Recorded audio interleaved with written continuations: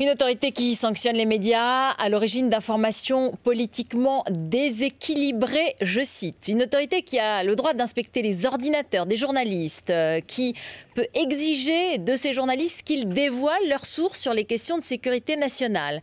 Un seul journal diffusé sur les 3 chaînes publiques de télévision et à la radio. Cela se passe dans un État africain ou asiatique dominé par une junte militaire ? Non, c'est la dernière loi adoptée en Hongrie, pays membre de l'Union européenne. Une loi décidée par le gouvernement conservateur, nationaliste et autoritaire de Viktor Orban.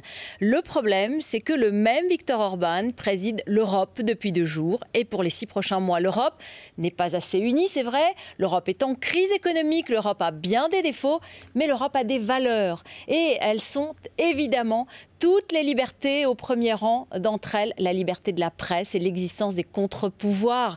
Ce sont ces valeurs qui sont la véritable richesse de cette union politique et économique. L'Europe doit les défendre. L'Allemagne et le Luxembourg ont commencé. La France a emboîté le pas timidement ce matin par la voix de son porte-parole, François Baroin. Il faut continuer encore plus fort.